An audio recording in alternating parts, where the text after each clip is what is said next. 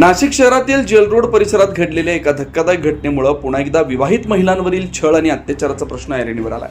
संसार सुखाचा व्हावा म्हणून माहेरकडून लाखो रुपयांची मदत आणि तब्बल 21 तोळे सोनं देऊनही एका विवाहितेला सासरच्या छळाला सामोरं जावं लागलं आणि अखेर सततच्या मानसिक व शारीरिक त्रासाला कंटाळून तिने जीवन संपवल्याचा आरोप करण्यात आला।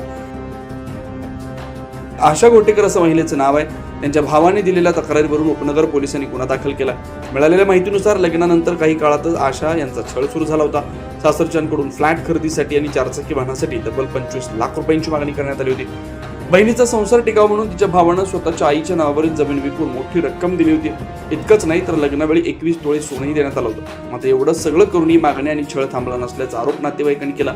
घरातील वातावरण कायम तणावपूर्ण ठेवलं जात होतं। पती प्रवीण घोटेकर याचा दुसऱ्या महिलेशी संबंध असल्याचा आरोप करण्यात आला।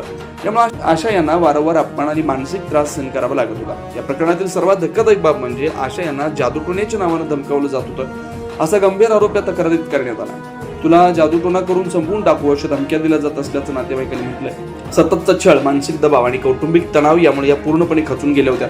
घटनेची माहिती मिळताच उपनगर पोलिसांनी तातडीनं तपास सुरू केला। मृत विवाहितेच्या भावाच्या तक्रारीनंतर पोलिसांनी पतीसह दोघांना अटक केले। या प्रकरणात आणखी कोणाचा सहभाग आहे का याचाही तपास सुरू आहे। नातेवाईकांचे जबाब नोंदवले जात आहेत। या संपूर्ण घटनेमुळे नाशिकमध्ये मोठी खळबळ उडाली आहे। विवाहित महिलांवरील अत्याचाराचा प्रश्न पुन्हा एकदा चर्चेत आला। 9 न्यूज महाराष्ट्र ब्युरो, नाशिक।